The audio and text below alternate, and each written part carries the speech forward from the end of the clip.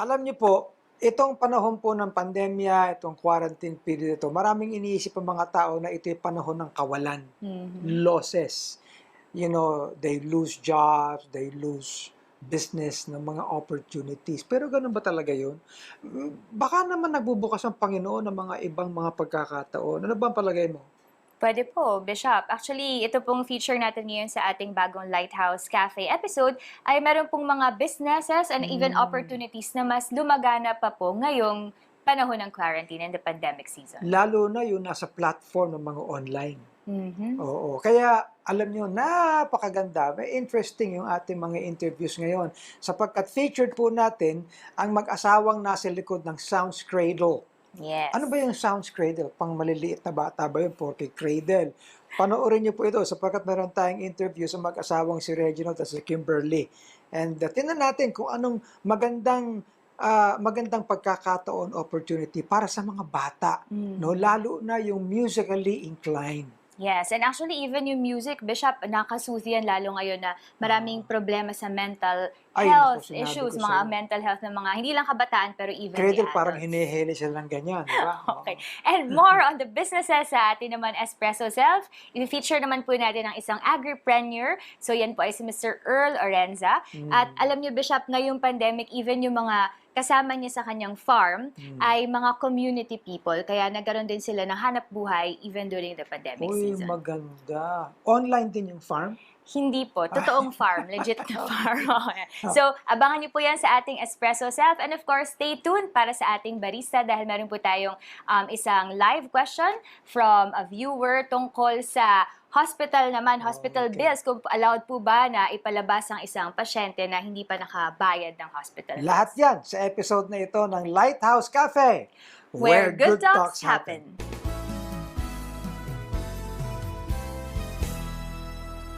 Well, nagagalak po tayo na ang ating Lighthouse Cafe ay nag-feature ng maraming mga areas na very relevant sa buhay natin sa kalagitnaan ng pandemic na ito. At sana ay nakatutulong sa lahat po, lalo na yung kalooban natin minsan mabigat na mabigat, wala kang COVID.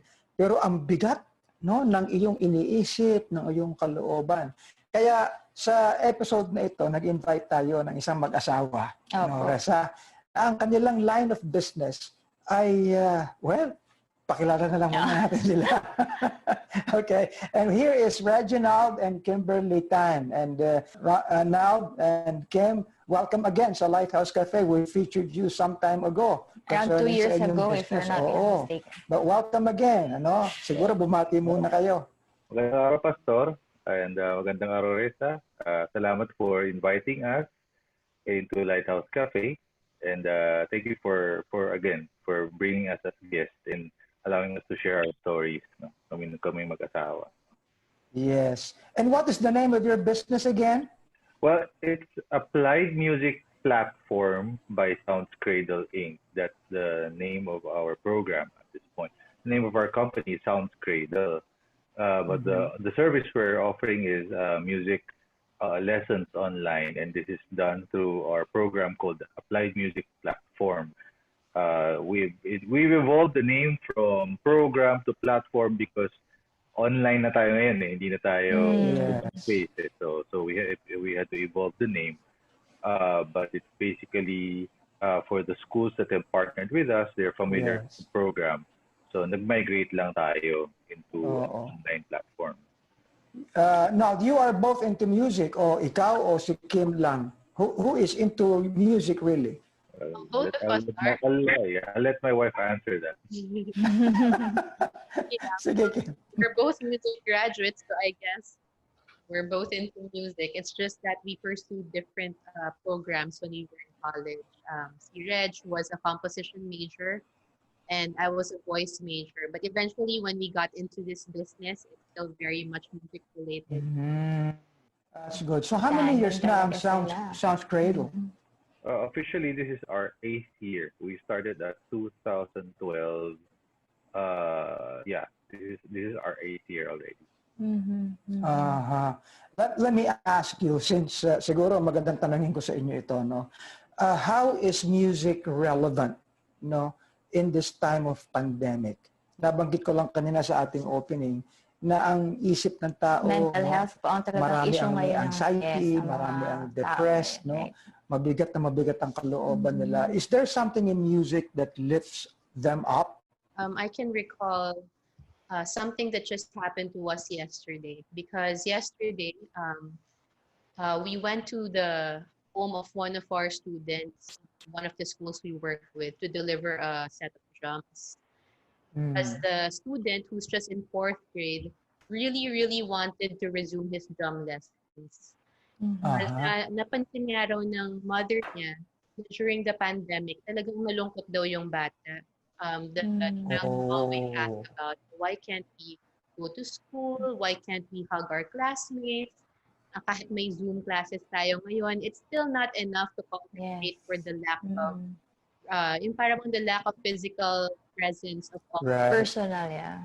So it seems that the child really finds somehow finds relaxation when he's playing an instrument, and he's really enjoying it. Kaya talagang paulit-ulit niya tinatanong sa mother niya kung pwedeng bumili na ng drums para makapag-lesson na siya, para at least makapag-enjoy siya sa pagtugtog ng mga ng music na gusto niya. Parang gadgets are not enough. Kahit bigyan mo ng gadget yung bata, bigyan mo ng computer yung bata, hindi rin no? Yeah, I think so. Oh. Kaya nga alam, as a pastor, I always say that music is the right hand of preaching, because, it does not only lift the spirit, but it makes us ready, before coming to God's presence actually. And I suppose parang outlet din po siya. Tama po ba? Like for example, kung marami kang iniisip, yung ganyan, anxiety, and even mga problems, kailangan may mga outlet din ng mga, lalo mga kabataan, Tama po ba? And music can be one of those effective outlets. Yeah, actually, we have parents who would actually literally say that it was the music classes who kept their kids sane during this whole lockdown Keep thing. sane. Keep sane. That's exact. Nababaliw na sa That's the exact term they use. Actually, I think tayo as grown-ups, kahit paano we're able to go out, do our stuff, no? I mean, like kami pag nagsasawa kami, kahit paano we can still do our grocery. We have a nearby mall dito. There were times that kahit paano, sige, labas lang tayo, kahit na ilang minutes, then we come back home. But the kids, they're not really allowed to go out, eh. Yes. And like what my wife said yesterday when we delivered the drum set, when we helped set up the drum set, we were talking with the mom. The mom kept saying, it's very hard to explain to a 9-year-old why they have to be staying at home during this time. Yeah. So it's very, very hard. So so the dad put in, and the parents were very supportive. They said, well, at least let's get him something rather than nakababad sila sa computer, nakababad sila sa video games. Correct. So I think a lot of people are recognizing that need also to have that outlet, just as Reza mentioned. Well, in fact, in one of our discussions, sabi ko nga, alam mo, ang magandang mga business lines ngayon, yung mga business lines na nag-focus sa service at saka sa virtues. No? Hindi yung product lang, hindi yung gadget lang. Anyway, my second question to you is this. So, given itong line na ito, na kailangan talaga ng kalooban, ng puso, ng mind ng tao, how were you now? Anong nangyari sa inyo? No? How was your business? How were you during this time of pandemic? We're over 5 months na. No? Well, to be honest, Pastor, we were initially very afraid, because the nature of our business is we basically have to partner with schools. Yes. But during this pandemic, we had to be relieved. The schools were very sad to let us go. Of course, they kept reassuring us now, once this is over, you're coming back. But of course, the reality is, while this is all going on, wala eh. In fact, we were discussing the other day with some of our teachers, as we say, when we visit the schools actually allow us to visit them pa rin to pick up stuff and equipment, di ba, may mga naiwan. when we talk to the guards, the guards will always say that no one's coming here, not even the teachers. So you have these huge buildings with no one going there. So it's almost impossible to bank the original, or at least the old form of partnership with the schools, no. So with that, we were in many ways we were afraid na kapapaano. Primarily, of course, the income. Second is, so kahit paano you were providing jobs for teachers, eh. And now of course you can no longer provide jobs for them. So we were very afraid, but thank God that when this happened, and again, good mentors advised us. They say, why don't you try going online? There's nothing to lose. And fortunately, when we migrated online, a lot of people followed us. No, we're hoping that there will be more as the weeks go by. But God is good. We were surprised that we hit our target. At least yung break even namin na hit namin kaagad within That's a few great. weeks. Oh. And then after that we hit much more already. Right now we have this faith goal that we have with my wife. Sabi ko, let's hit 500 students by the end of the year. No? Wow. And currently we have 140. As of a few hours ago, we had 140, which is much more than we were expecting. And with that, kahit pa paano, again, sabi ko, we are able to provide jobs pa rin for teachers. In fact, dumami teachers namin, dumami somehow yung operations and all. So, yun, to answer your question directly, it was much better than what we expected. Yeah. Amazing. How do you go about it po, Sir Reginald? Ano? Kasi ngayon talaga, like, online, may mga parang synchronous and asynchronous. But for music, kasi minsan kailangan ng personal, touch of yung mga teacher, di ba? Kailangan to encourage. How do you go about it in an online setting, online platform? We tried to make sure that the online classes would just be one-on-one to be able to ensure the quality of the teaching and the relationship between the student and the teacher. Kasi parang na-realize namin na pag medyo marami yung estudyante, pag online, it will be very hard to control the classroom. Tapos syempre, Yes. since we still have we have the musical instruments, it can end up very noisy if the kids might play around. So all of our online lessons for now are one-on-one. So the way we relate to the students is still very much like the way we relate to them during the actual face-to-face lessons that we used to have. Although, syempre, the only difference now, mas mahirap lang ng konting mag-explain ng mga concepts. Syempre, parang kung dati, tuturo mo lang siya or sasama mo lang sa tabi niya. Ngayon, talagang you really have to choose your words properly to be able to teach the student the correct way of doing things. But it's something that the teachers are working on. And so far naman, I think it has been able to work for the past few months. Okay. So what sort of lessons do you have right now? Anong mga instrumento ang tinuturo? Ako po, I teach voice, and we also have a team of teachers who teach voice. And we have piano, violin, guitar, ukulele, bass guitar, and drum. Oh. Wow. Do you offer any brass instruments? Not as of the moment. We tried to offer sax at one point. The instrument itself is very expensive. Oo nga, tama. And I think accounting our primary market, which is mostly the Chinese community, the interest has always been focused on the instruments that we've mentioned in our program. But we're not discounting all of that because sabi ko, it is our vision to be able to include all the instruments into the program. It's just that there has to be a recognition na dahan-dahan tayo, wag biglaan din.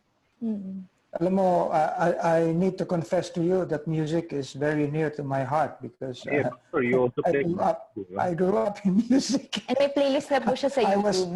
was a part of the starter of the Papuri. Outlet mo nga yan, Bishop, ano? Kasi And na yung I pandemic, napakarami actually po niyang mga I've songs. done a lot of music this pandemic, and it's hindi lang sa akin eh, but a lot of people who see, no, Right.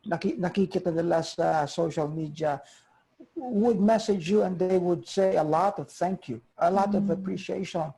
Alam mo, yung apo ko, si Zeph, yung anak ni Reza, no, he's a 7-year-old kid. Nagdugat nga kami.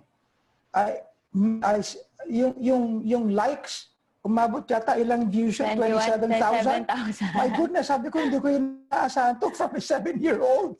Pero ganon, Reginald, that came ang impact ng music. Right. And yeah, actually, personally po, no, since we're also staying during the pandemic, one of the things that I appreciate then is yung natututo din at a young age, even the songs, the old songs that we love, because of the constant hearing na may memorize din niya. Actually, my next question din po actually sa inyo is, yung pong mga age group ng mga batang nagiging students po ninyo, how young and how old po yung tinatanggap niyo sa program niyo? May So, limit po ba? officially, we would always put in writing, preferably 7 years old and above. Now, as to the age limit, no. We recently have a 70-year-old grandfather enrolled with us. Wow. Wow. He was Ano very young. instrument po? Voice. For now, voice. Yeah. But again, sabi ko, there's no limit. When we were doing face-to-face, my oldest student was a 75-year-old Lola. I had 3 senior citizens at that time. But of course, sabi ko nga, when you have students who are seniors, it's more ministry than teaching. No, a lot of times it's really spending time with them. It's talking to them. The expectation is not the same. No, I mean, if it's a 10-year-old kid and you expect them to be able to sing a piece properly, it's really more on if you see them being happy, that they have their outlet, that's more than enough already. But we also accept 5 to 6-year-olds, but we always strongly recommend that the guardians be beside them, because sabi nga, the intention, of course, supposedly is, at least this is our perspective as teachers, no, that when we teach, supposedly, pag face to face, the idea is the parents step out of the classroom, and what's left is the teacher and the student. That's to establish the relationship and authority. But that's almost impossible when you're doing distance learning, because how can you establish authority when your student is 5 years old and they're probably, I don't know, 10 kilometers away, 20 kilometers away, di ba? Hindi mo masasaway. You cannot call their attention. You cannot do anything. If they step out of the camera, wala ka lang magagawa. So we would always say parents have to be there, or guardians have to be there beside them to call their attention. So that, with that, we will consider the 5 to 6 years old, but probably nothing younger than that as of the moment. No. Well, you mentioned ministry, Reginald. Are you in any way attached, no? Or are there any churches right now who get your services para mag-develop yung music nila, lalo ngayon sa pandemic na ngayon? Well, me and my wife were both worship team leaders in Jubilee Evangelical Church. But to say that are there churches who are tapping us for the services in particular, if you're talking about directly to teach their worship team or things like that, then no. We are currently in service with the church. So like what I do right now is I do the arranging for our team when we have our Sunday services. and Mm. then someone else does the mixing, the record, the actual thing. So with that, yan yung ginagawa namin. However, we did recognize that there are a lot of at least Chinese churches who are now. I can't speak of the Filipino churches. Our immediate network has always been the Chinese churches, but there are a lot of Chinese churches who are now shifting towards that.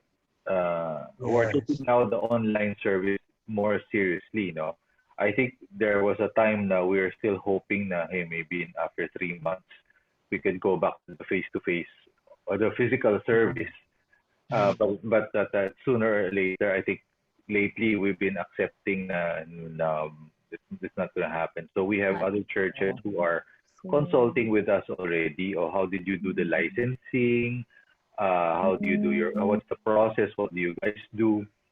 And then you realize not a lot of people do have the technology or the skill Correct. to do the recordings or the mixing or the sound engineering stuff.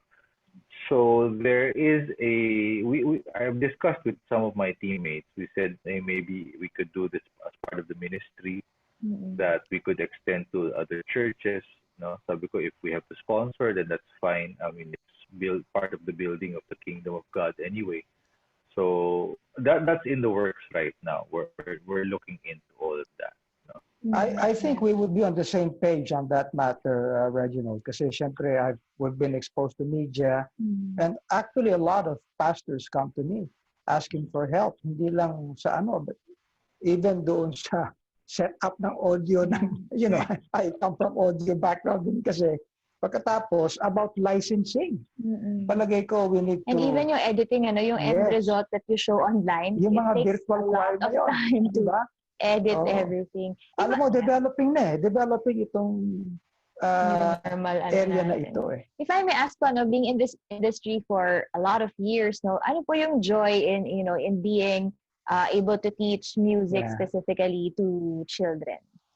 Well, generally, kasi, especially when I was still teaching in the school setting, I think for most kids, they actually have a lot of fun in music class. And especially for the small kids, yung mga grades 1 and 2, it's actually very delightful whenever we would go to their classroom to fetch them. And when they found out that it's music class, they're like, yay! So they're really so happy. And then eventually when they're in music class, of course, we work on their songs, we work on their pieces. But at the same time, parang you could feel that they're more relaxed, that they're able to express Right. themselves better. So I think the fact that you're able to draw those things out from them, the joy, the being more at ease, I think that in itself is already a source of joy for us as music teachers. You're right. You're right. Well, alam mo, napaka-ikli ng kwentuhan natin, I guess. We should continue this line ng pag-uusap in the future. Kasi ang pinaghahandaan ngayon ng mga tao, Pasko na eh. Nagpa-practice na sila ng Christmas songs kasi meron na ngayon. So we expect a lot more of people get involved in this area of music. But anyway, Reginald and Kim, you are free to invite people to your school, the Sounds Cradle. And if you have a website po that they can visit. The time is yours. Sige, go on ahead. We will be officially launching our website. So do visit us at www.soundscradle.com. Feel free to check out our products, and services, and all. And we welcome you to enjoy the journey of learning music together. No age too old for us. Great. Kahit Sounds Cradle, pero merong 70-year-old na 75 years old. No one's too old to learn. Well, anyway. Sorry for us, Pastor. We're exploring the... Kasi before we went online, we already had a division that's actually handling SPED. No, and that's growing already. We have around, I think we had 6 or 7 students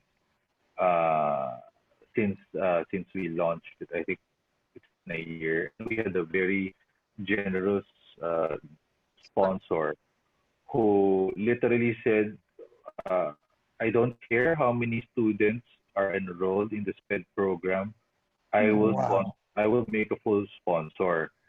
Wow. Just to get people not to be ashamed, kasi there are people that were Absolutely. ashamed that their kids have special needs. No? Yeah. And she said, no, everyone should be comfortable na kahit na yung anak natin may special needs. And then, of course, when this pandemic hit, we didn't really know how to continue that aspect because when we were talking to the therapist, a lot of them were saying we need the physical contact talaga, we need the physical presence. So, but we're not giving up on that. Sabi ko, hopefully when everything normalizes, maybe it could be part of the program. I-reserve mo na. Pag natuloy na yan at ongoing na yan, you have give us a time and then we'll do another interview sa Lighthouse Cafe. Kayo. Okay.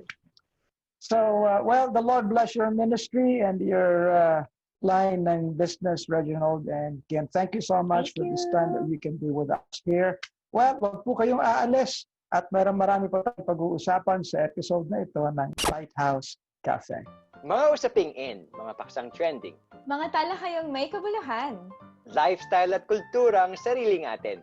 Buhay Pinoy, pag-usapan natin dito sa Espresso Espresso Self. Self.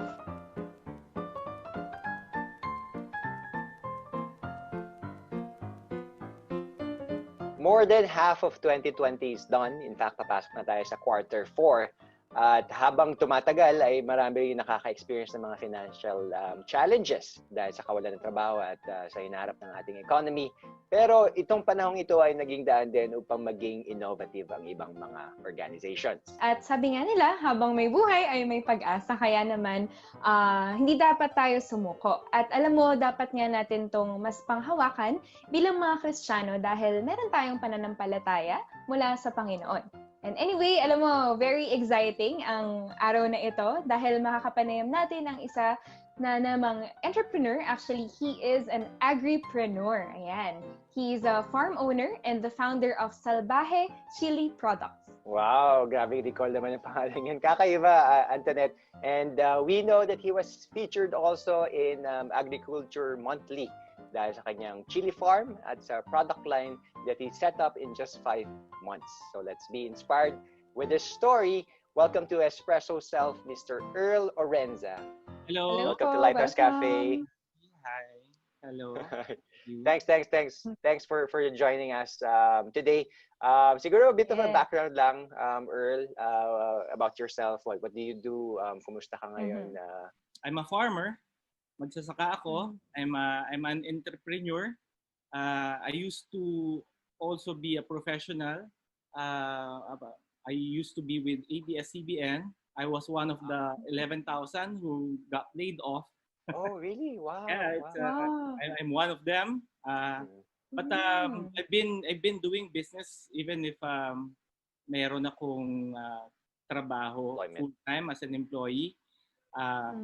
Ginagamit ko yung weekends ko to do the things that I love doing, specifically ang farming.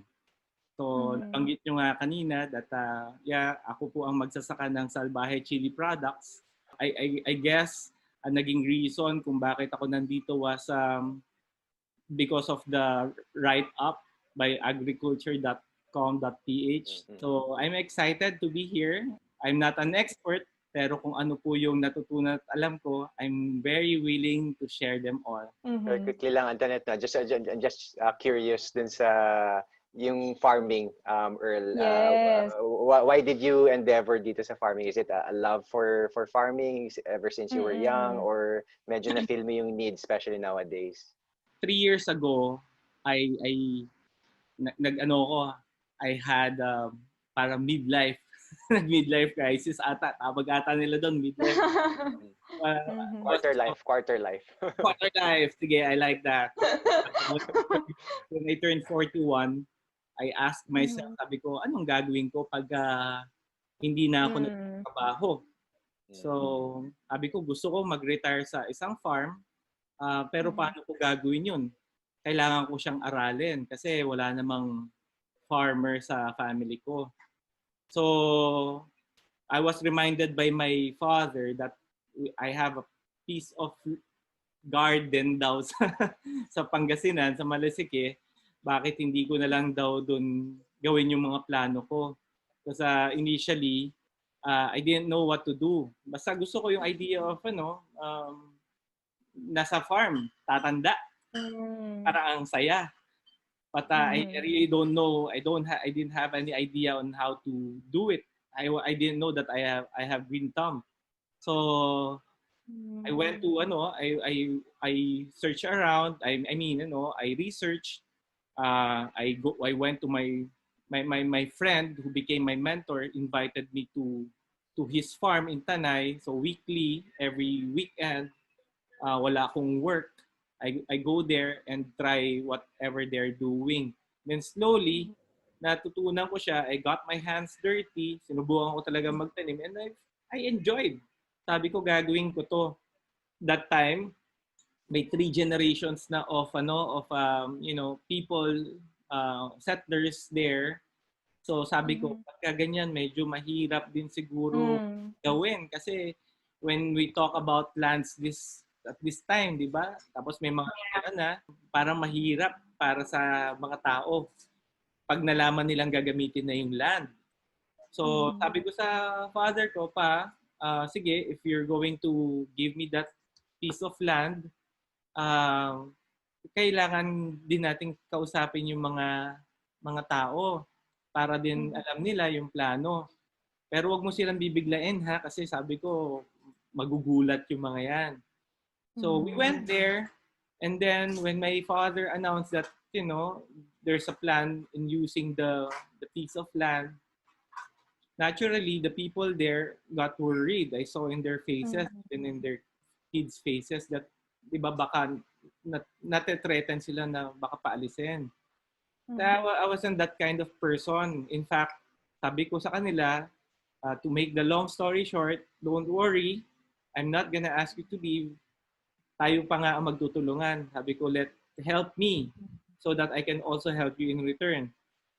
So, ginawa namin yung mga tao doon. They were tricycle drivers, they were helpers doing some odd jobs like, nag-laundry sila, ganyan.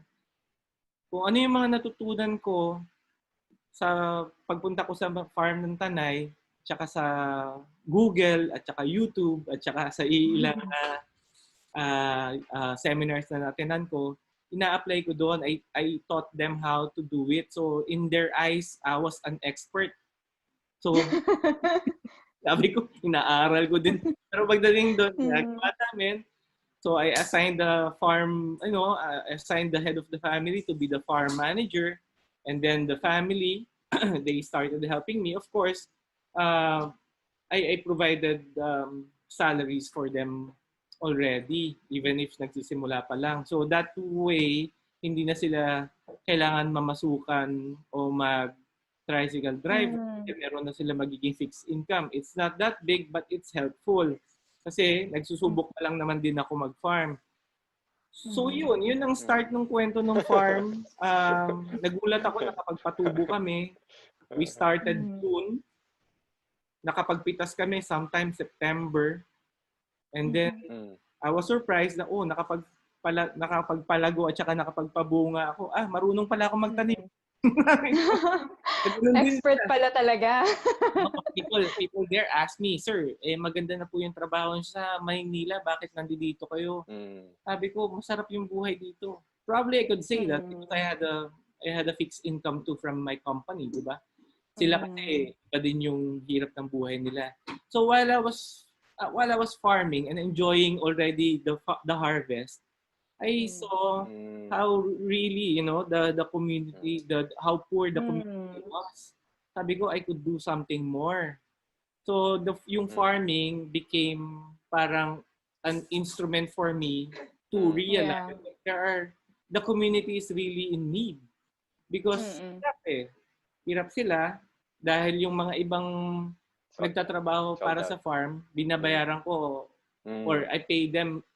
Depends. Kunyari, daily, kung may papagawa ako, magpipito sila, maglilinis sila. then they get to have their allowance that day. But I realized that I could do more. Sabi ko, dapat Better. siguro meron my dream was, to create a livelihood para meron na silang steady income. And then I had so many challenges sa pagpitas, pagtransport ng mga sili sa palengke, sa bagsakan, with the trader. I had so many challenges there that I thought I could there should be an answer for this one, na hindi lang masasagot yung problema ko logistics, masasagot din yung problema ng mga tao in terms of fixed salary or livelihood. And then yun, kumbaga I was just running into problems and then just trying to solve them. And then along the way, I had a problem with the pickup nung portion of my pitas, of my harvest. Sabi sa akin ng tito ko, ipakiusap mo na lang na bilhin. So my pride was really hurt. Sabi ko, pinagpaguran ko to ba't ko ipapakiusap? Sabi ko gano'n. That time, I was about to go to Bolinao for a road trip. During the time na nangyari yung problema, hindi na pick up yung about 30 kilos of my chilies. Nasabi sa akin, pakiusap ko, I was so hurt, hurt emotionally na ba't kailangan ko ipakiusap na bilhin yung harvest ko, samantalang pinagpaguran nga ng mga tao. So I was, I really talked to Jesus that time. Sabi ko, lead me to something, Lord, lead me, guide me, lead me to something good amidst all the challenges. Alam mo, nagulat ako, parang sinagot niya kaagad yung prayer ko a day after, because one of my farm workers who used to be a long-time cook in a Korean restaurant. Antoinette, you're Korean, right? So, Mukha lang po. So, sabi niya sa akin, nagpadala siya ng picture sa akin. Sabi niya, Ninong, pwede ko po bang gamitin tong mga nabulok na sili? Gagawin ko chili oil. Sabi ko, marunong kang gumawa ng chili oil? Sabi niya, opo. Naalala ko nga, nga pala, cook siya for a long time. I mean, last decade, he's been cooking. Sabi ko, sige gawin mo, pagbalik ko dyan sa Malasiki, kasi I was in Bolinao, titikman ko. So I went, and then tasted. I went back, I tasted. Sabi ko, masarap, improve pa natin. Tapos sabi ko, yan ang sagot sa problema ko. Yan ang sagot sa problema natin, sabi ko ngayon. So we branded, being me, I'm a marketing in profession. Sabi ko, okay, we brand it, then we put it out in the market. Gulat ako, parang when I announced it in Facebook, in my social media, my immediate network, they ordered. Napalapit yung Christmas. Ubos. Week after week. Wow. Sabi ko okay, so people now, in the farm, hindi lang sila naglinis ng farm, nagpipitas, nag-aayos ng halaman. Nag-ano na rin, nag-sterilize kami ng jars, nagluluto sila, nagsiseal sila, nagbabox, and then we ship it to Manila. Nice. So nagkaroon sila ng regular income the way I kay Jesus how to address all the problems that Galing. So people thought when the salbahe chili oil came out, people thought I was preparing for that. Sabi ko, hindi, I was just I was addressing. So, eyes open, I kept my mind open, and sabi ko, okay, pero hindi pwedeng matapos doon, hindi pwedeng chili oil lang ang gagawin. Kasi I believe in economy of scale. I believe in a product line. I had to, because Pangasinan is known for, bagoong, alamang. Yeah, seafoods. Yes, gawa tayo ng chili, bagoong, alamang, masarap yung So, chili oil, salbahe and salbahe chili oil was born November 2 to be exact. Pagdating ng mga first week of December, the bagoong was born. Sabi ko, okay, dalawa na. Bagong line. Nice. So, nalabas namin yung chili bagoong. People got crazy about it. Ang sarapan naman sila. Salamat naman sa Panginoon. Tapos, I didn't want to stop there. So, by January, I launched the chili and crunchy garlic, which actually now our best seller. So, Mm. kami parang okay. Sabi ko, happy na muna ako dyan. At least we can promote Mhm. our salbahe, it has a product line already Mm. and stop right there. Ngayon, we're Yes. developing our hot sauce, we're developing our suka, our chili flakes, and others. In fact, by September, we will be relaunching our snack line, yung mga maning maanghang. Wow. We call her Ah. Brunilda. We had her before. We're preparing lang for a bigger SKU. So, so there, I think it's just, it's Mhm. just growing. I didn't expand my farm in terms of land, Mhm. the number of plants. I expanded through the products. So my farm, yung maliit nating tanim Mhm. sa Palasike, yung kadalasan kinukulang na rin ng supply para gawing sa atin. So I work with the other neighboring farmers. At least Mm. ako na yung bumibili ng produkto nila. They are assured of a buyer. Hindi na nila, Mhm. diba? So, Mm. yung mga ganung bagay, yeah. Yes, thank you so much, Earl. Alam mo, ang Gabby, as I was listening, si Earl pala hindi lang agripreneur, no? Kundi community organizer din. Actually, yun yung unang tumakbo sa isip ko. Kasi imaginein mo yung parang vision niya or gusto ko lang mag-retire. And then, pagdating niya ng Pangasinan, nakita niya yung lupa, meron ng mga tao doon. But instead of getting the land from the community, nakipagtulungan. And 'di ba, parang lo and behold, as he opened an opportunity for these community members, mas lumaki lalo yung yan, ngayon, hindi naman natin, or hindi, definitely, hindi naman inasahan ni Earl na ngayon may tatlong product lines na and continuously expanding. So, talagang grabe din yung, yung manifold na parang balik as you have been a blessing, I believe, dito sa mga pamilya po nito. So, yeah.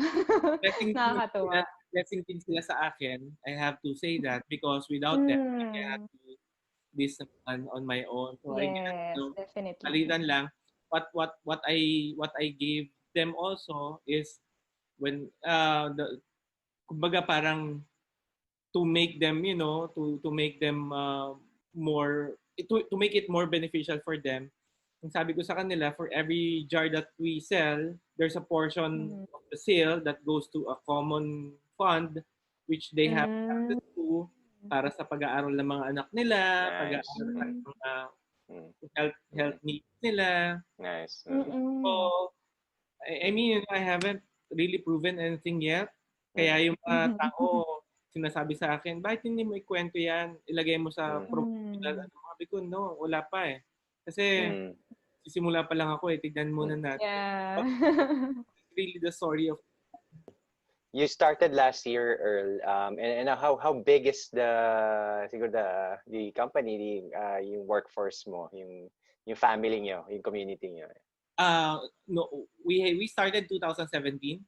Mhm. Salbahe Years was ago. born 2017. The farm I started farming June of 2017. Salbahe came Mm. to life November of that year.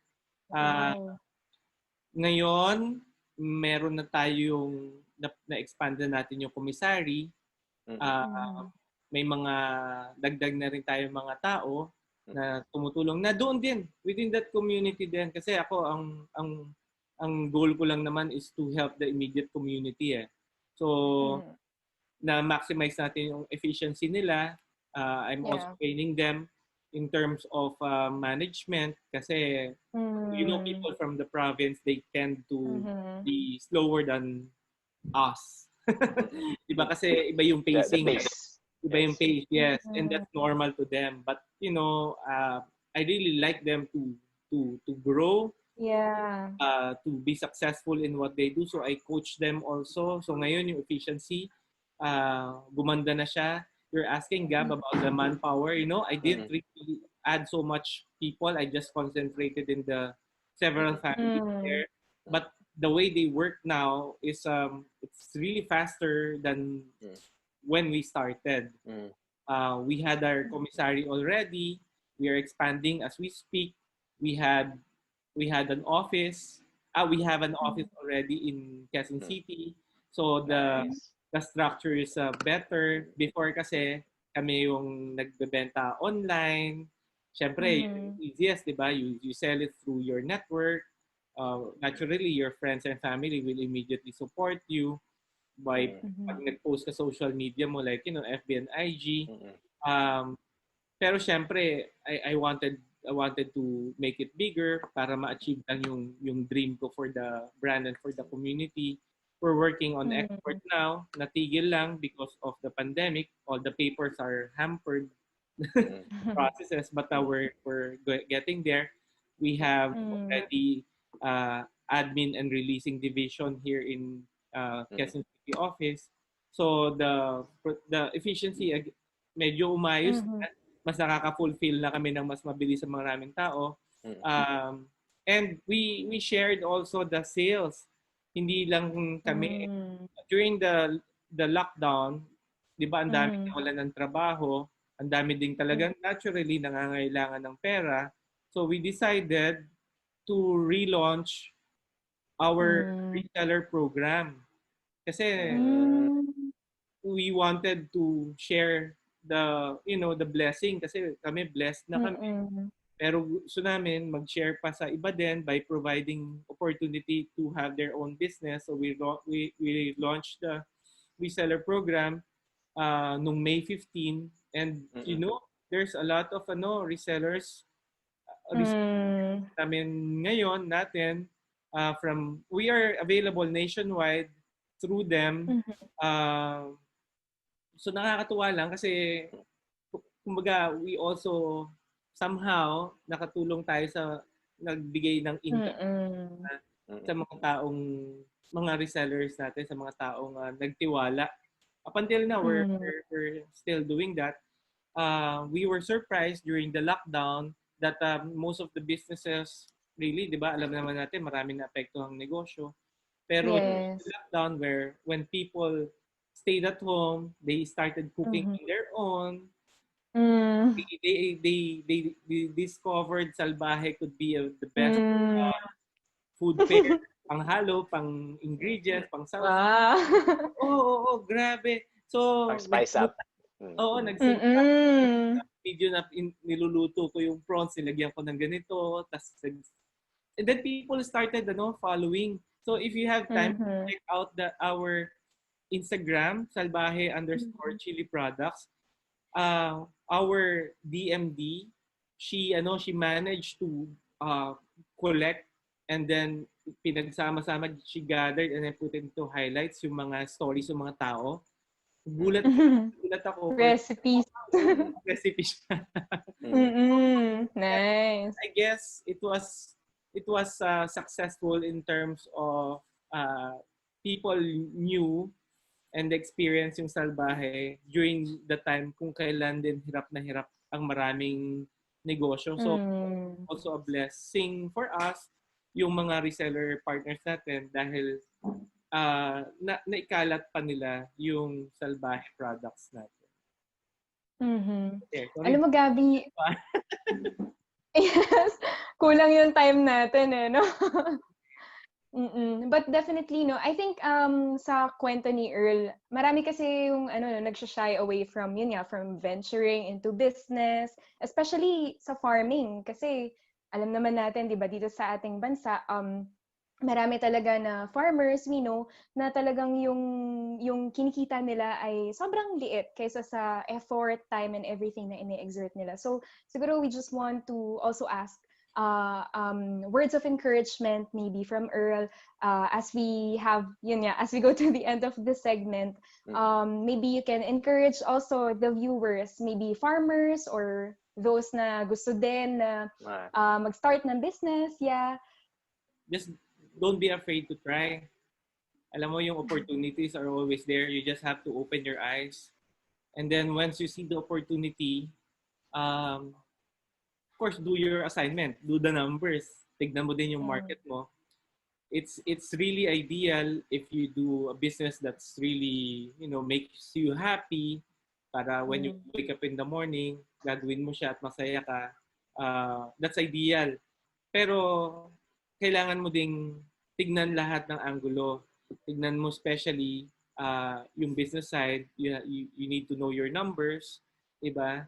Hindi porket parang okay ito ngayon, pero di ba? Kumbaga parang tignan mo din kung saan siya, kung ano yung business and how you'll grow it. Ako kasi hindi ako takot sumubok. Siguro malakas lang din ang loob ko. Ano to?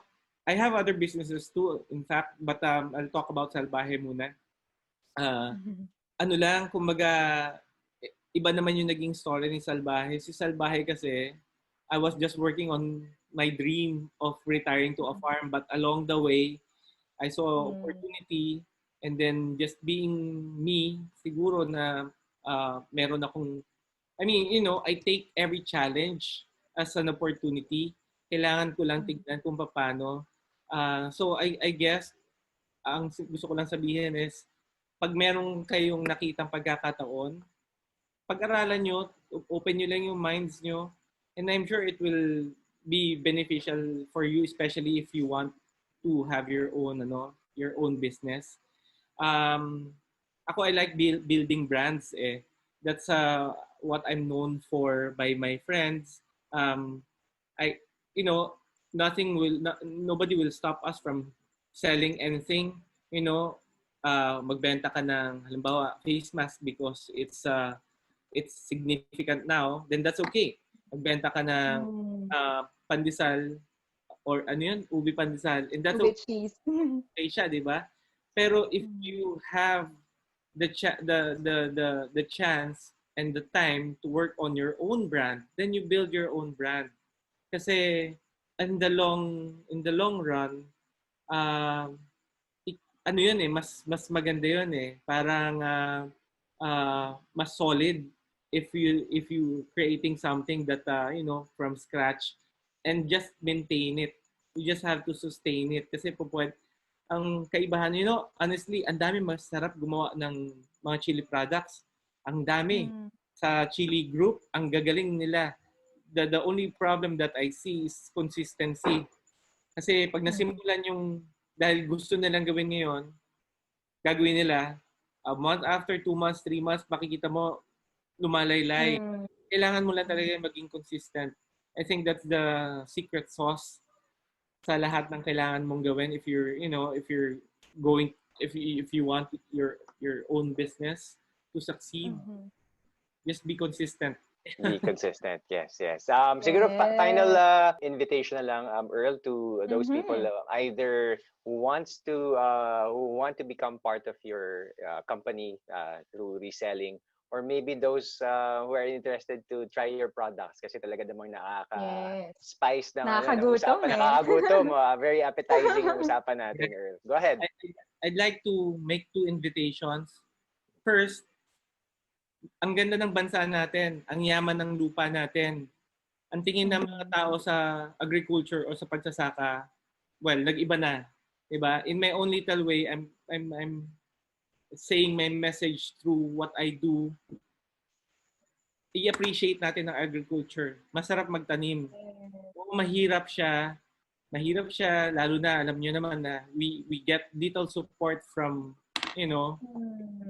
as farmers, but if you have the resources, 'di ba? If you have time and meron kayong konting interest, subukan nyo.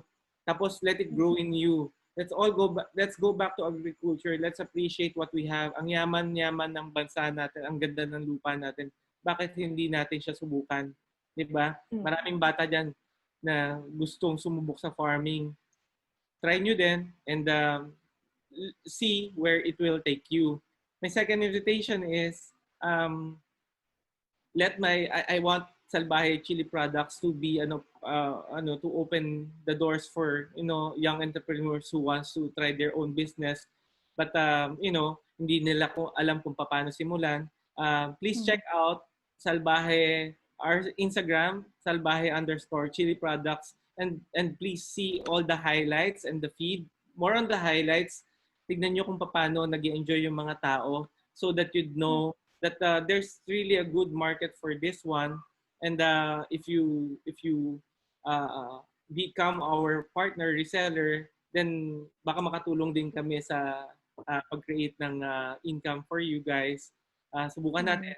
When you message our Instagram, sasagot naman kami kagad. Every week or regularly in a month, we hold Zoom meetings with our partner resellers because I personally wanna assure that everybody's growing. I talk to our resellers personally. Titignan ko, nag-share kami ng strategy, nag-share kami ng kung anong pwedeng gawing promotion together so that everybody is helping each other.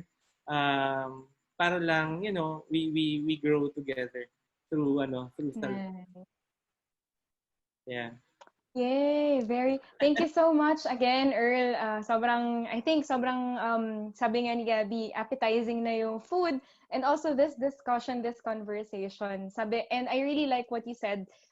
In the end, no, na we want everyone and we want us to grow together. Kasi yun naman din talaga sa tingin ko yung kailangan natin at this time of pandemic talaga. That, Ay lang totoo yan. So, and yun nga, as the Lord opens opportunities for us, then let us also open opportunities too for others dahil yun, tayo talaga ang makapagtulong-tulungan. Thank you so much again. Thank you very much. Thank you very much, Earl. Tagang farming na pag-usapan natin and that's in fact the essence of growing also together. And I think you captured it really well. I am reminded of what we have in the Bible also, that whatsoever a man soweth, that he shall also reap.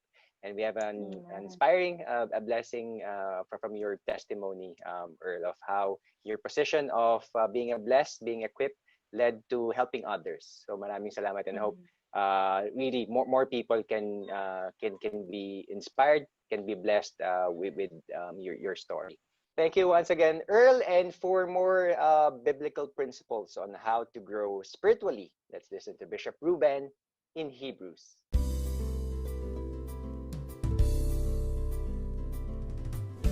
Welcome sa Hebrews. Ito po ang bahagi ng Lighthouse Cafe na naglalayo na bigyang daan sa ating mga pinag-uusapan sa kabuuan ng programang ito, ang mga ilang prinsipyo, mga katotohanan, mga magagandang bagay na makukuha natin mula sa salita ng Diyos. Kaya, Hebrews. Ibig sabihin, ang Panginoon ang siyang nagbuburu para po sa atin.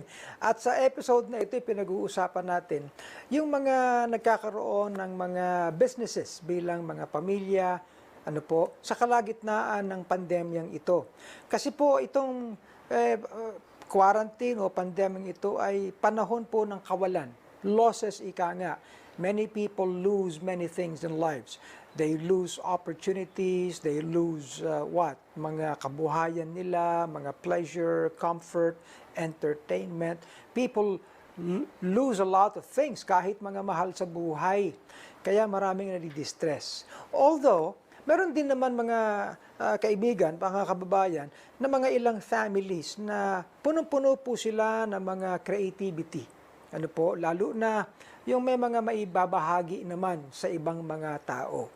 However, ang magandang sigurong pag-usapan natin, para bigyang daan ang katotohanan ay ito. Kasi po, sa kalagitnaan ng pandemyang ito, ang mga tao ay usually pakabig. Yung bang we tend to be very protective of ourselves. Kung ano yung para sa atin na iniisip natin, karapatan natin, para bang it's make or break po ito. Kaya gayon na lang ang kapit ng mga tao sa kung ano ang iniisip nilang para sa kanila. Pero merong talata doon sa sinasabi sa 1 Corinthians chapter 10 and verses 23 to 24, na kung saan ay sinasabi dito ni Apostle Paul. Ang sabi niya, all things are lawful for me, but all things are not expedient. All things are lawful for me, but all things edify not. And then in verse 24, ang sabi niya rito ay, let no man seek his own, but every man another's wealth. Well, unang-una, yun tungkol sa all things being lawful for me or right in my own perspective. Pero ang sabi niya, hindi lahat po ay expedient. Ibig sabihin, hindi lahat ay dapat gawin sapagkat ito ay hindi nagbibigay pakinabang para sa lahat. Alam niyo, meron tayong magandang adage sa kalagitnaan ng pandemic nito. Ang sinasabi, heal as one. Ibig sabihin, ang wellness po natin ay hindi lang pang sarili, kundi pang buong lipunan. Gayun din, marami tayong iniisip ng mga karapatan natin. Pero hindi natin ipinipilit yung iniisip natin para sa atin at sa ating pananaw ay tama sa atin, legal sa atin, kundi kung hindi ito tutungo sa kapakanan ng mas nakararami, medyo maghunos dili tayo. Okay? Sapagkat ang mas mahalaga yung kapakanan ng marami. Okay? Hindi yung pang sarili. Ang sabi, all things edify not. All things do not actually build up. So, we need to consider kung ano yung effect at impact sa ibang tao nung sinasabi nating karapatan natin. And then, ikalawa, ang sabi niya, let no man seek his own. Kapag gumagawa tayo ng business, at or anything para sa ating kabuhayan, ay iniisip natin ay ito ay para sa ating wealth. Ito ay para sa ating kagaanan ng buhay, kapakanan po natin. Pero pag yan palagi ang ating pamantayan, paano naman yung dapat sa iba? For example, meron tayong ibebenta. Dapat yung ibebenta natin ay hindi dapat kasiraan ng iba. Para lang makabenta tayo, ikasisira nila. Kundi, kung ano yung binabayaran nila, it will benefit them. Meron mga feature na para sa iba, kapag binibili nila, ay kaginhawa sa kanila at kapaki-pakinabang. In this world, marami po ang scammer. Naku, sinasabi ko sa inyo, punong-puno na ng mga kwento ng mga scammer sa kalagitnaan po natin na ang iniisip nila, enrichment lang nila, kapakanan nila. Well, medyo pag-isipan po natin ng husto. Sapagkat sa pamamagitan ng Lighthouse Cafe, iisipin natin, He brews. Ito ang kaparaanan ng ating Panginoon para sa sarili nating kapakanan. Sana ay maging magandang pamantayan po natin yan. Pagpapalain tayo ng ating Diyos. Magandang araw po. Welcome po sa Barista, ang segment po dito sa Lighthouse Cafe kung saan tinutugunan po namin ang inyong mga legal na katanungan. Ngayong araw po ay makakasama po natin si Ms. Fresan Katugda, isang pharmacist, para sa kanyang legal na katanungan. Magandang araw, Fresan. Magandang araw po, Attorney Mo. So ang question ko po is there a law or regulation providing protection to patients who are not able to pay outstanding balance in the hospital? Napakaganda ng katanungan mo, Fresan. It's very relevant ngayon, especially na meron tayong kinakaharap na pandemya. At maraming mga tao sa iba-ibang mga kadahilanan ay napupunta sa hospitals. And of course, hindi naman tayo, hindi lingid sa ating kaalaman yung kahirapan na, kumbaga, harapin ng mga bills ng mga hospital expenses. So, ang batas na sumasaklaw dyan ay yung tinatawag nating RA 9439. Ito yung batas na siyang nagbabawal na ang isang pasyente o whether siya ay fully recovered or partially recovered, partially paid or partially unpaid, ay i-detain ng isang hospital dahil sa kanyang mga unpaid na hospital bills. So, ang straight answer sa iyong katanungan ay hindi pwedeng i-detain ng isang hospital ang isang pasyente dahil lamang meron siyang unpaid bills. But of course, meron itong caveat, sapagkat ang sabi ng batas ay dapat merong may isang promissory note na secured either by a co-payee or a homemaker or isang mortgage. So, yun lamang ang kailangan ng And ang sabi dito, kahit na ito ay maging isang, sabihin natin, sa kumbaga, sa isang unfortunate na event na yung pasyente ay namatay at kakailanganin of course na magkaroon ng interment, ay hindi rin pwedeng pigilan ng hospital na i-release yung cadaver dahil na may unpaid bills din.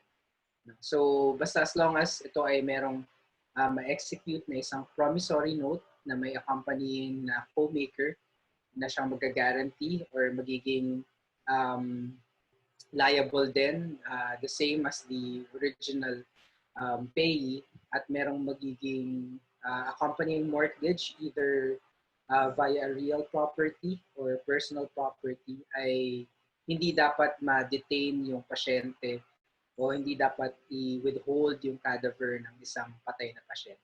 So thank you po, Attorney Mo. Follow-up question lang po. Covered po ba lang ng batas na ito ang lahat ng klase ng pasyente? Yung answer dyan sa question na yun, covered yan. Any case actually covered yan. So, walang ginawang distinction yung batas sa klase ng cases na i-cover. So, kahit na anong case na or reason kung bakit ka initially nagpa-consult or na-hospitalize, ay covered niya itong batas na ito. So, as long as naka-recover ka na at gusto mo lang lumabas or in case of death, gusto mo kunin ng family mo yung cadaver mo, kailangan mo lang mag-execute ng promissory note with an accompanying co-maker or a mortgage para ma-release ka, no? But we all know na special din yung COVID cases, no? So, ngayon may mga ibang hospitals like yung mga state hospitals na mga talagang designated na mga COVID-19 facilities na talagang sinusuportahan ng ating gobyerno. Just sa mga cases na yan, halos wala naman ang sinisingil sa kanila. Pero isang maganda rin na gusto ko i-point out na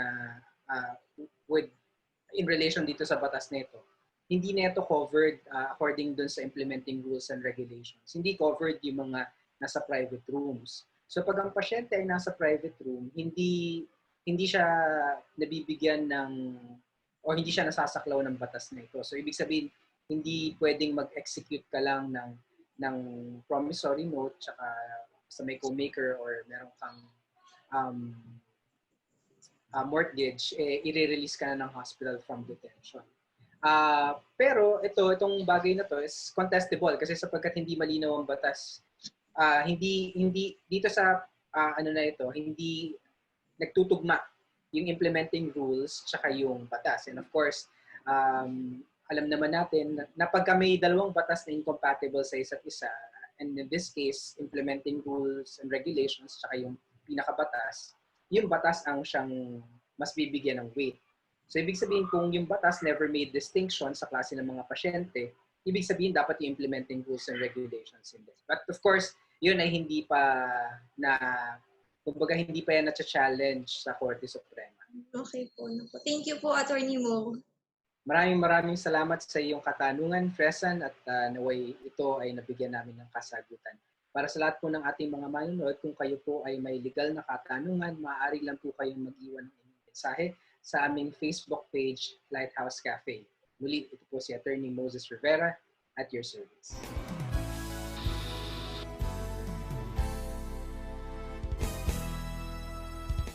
Ayan, we come again to our closing ng ating Lighthouse Cafe. We enjoyed all our discussions. I hope that sila nag-enjoy. Anyway, huwag kayong mawawala next week, no? Sapagkat babalik tayo at marami tayong mga platform. Opo, Bishop. Actually, they can watch a replay of our episodes. Meron po yan sa ating YouTube channel. Napyo lang po ang Lighthouse BBC and Facebook page, Lighthouse Bible Baptist Church. And of course, you can also download our mobile app. Yan po ang Lighthouse Spectrum. You can download it for free sa Google Play Store and App Store. At pwede nyo po mapanood ng replay ng ating mga episodes ng Lighthouse Cafe. Oo, naka-playlist dyan. Yung mga nakaraan. Kahit nung before quarantine pa. Okay, so huwag kayong mawawala. Babalik ulit tayo sa biyaya at kalooban ng ating Panginoon to give you yung mga usap-usapan natin only here at Lighthouse Cafe. Where good talks happen.